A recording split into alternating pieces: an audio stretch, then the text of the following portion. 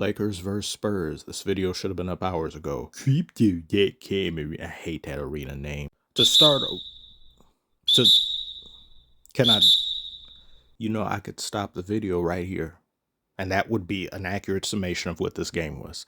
There were so many foul calls, probably the most I've heard in any game that I've covered thus far that I've watched. There were over 60 something foul calls, 84 free throws between both teams, horribly officiated game, agonizing to sit through, felt too long. Look at him point his finger like that. Why doesn't he get teed up? He could puncture someone's lung with that finger. Look at all them getting up in the ref's face. Not one tee. I don't want them to be teed up, but in a league where you get teed up for putting your hands on your hips, standing, staring, bouncing the ball too hard, and standing up. Technical foul against the Timberwolves, and I think this might be the first on Anthony Edwards this year. Tees are being given out now to players for standing up. Whistles with attitude are evolving their chicanery. You better sit down now before they give you another one, but not too fast. That's a second technical. One tech per cheek that isn't touching the bench. I've learned now I can't expect logic, but are you now telling me the bullshit isn't consistent? Sit down, you have sciatica. Spurs get bailed out by a call I barely see refs even entertain at a very close game,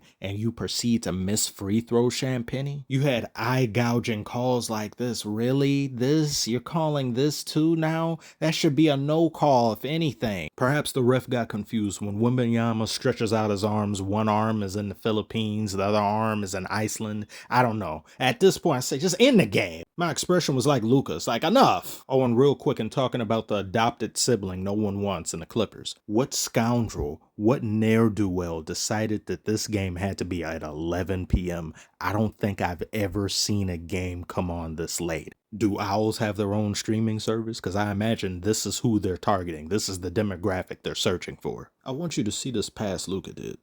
Who does he think he is? Bro thinks he's Luka. And he is Luka. He's playing with a mouse and keyboard. He's a PC player in a console lobby. And I'm sure you all are well aware of what he's been doing and how he's been doing it. Again, I can't believe Luka Doncic is on the Lakers. There's no substance on earth that could make one high enough into thinking that that was a good decision. I just got through having to edit a chunk of this video out because I went on a tangent, a rage-filled tangent on Dallas. That'll be its own video. I'm so surprised at Wembanyama and how he played. He got out-rebounded by Luka. He played passive. He was whiffing on so many different shots that I know he should be making in his sleep. When you look like a dad playing against elementary school students, you should be aggressive 24/7, or at least as much as you can be, because you know they can't do anything to stop you, really. They'll just wind up getting themselves into foul trouble if they do, but somehow he got himself into foul trouble and ended up getting fouled out the game. There were bull crap calls, don't get me, like it was foul city. I did like the pace of this game for the first half, but because a majority of this game was accompanied by an abundance of whistles, it became mind-numbing to sit through. But even with the BS calls that were affecting both teams, Wembanyama just did not look himself. He didn't apply himself. He didn't make his presence known. Dunking on Bronny was the most explosive he was the entire game.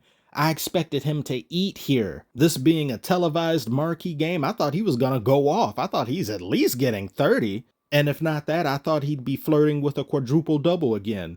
Or he'd have as many rebounds damn near as he has points, but he didn't do either of those things. This is the second game now where he looks like he's fallen back down to earth. He was being guarded by people half his size for several possessions and nothing came from it. And look at this whiff. How does he miss that? That happened multiple times. I don't get it. Meanwhile, DeAndre Ayton has been going off from game to game to game. He's looked like the DeAndre Ayton that people have been wanting and pleading to appear for so long. People calling him dominating. The man had a snow day. We still had to go to school, even with icy roads. School said, you better bring some salt. I don't know what you thought this was. So no, a few games of playing great ain't gonna do it for me. Let's see you do this for the rest of the season. But credit must be given. 69% shooting from the field, 10 rebounds, 2 blocks, 1 steal. That's DeAndre Ayton doing that. Damn good work. That's sorely what the Lakers have been lacking for quite a spell now. Rui Hachimura has been playing damn good. Marcus Smart, despite his flopping and SeaWorld activity, he's been playing good. You've got LaRavia, like the man, Pokemon name. He's been lights out. Austin Reeves wasn't even in this game. He's out due to injury. And Spurs, despite having the lead over the Lakers numerous times throughout this game, were struggling. This was a very winnable game that they let get away from them. If you want to say the calls negatively affected the Spurs more so than the Lakers, I'd understand that line of thinking. We've seen the Lakers get an enormous amount of free throws more so than every other team, and we've seen calls go their way that shouldn't, but because they're the Lakers, they get them.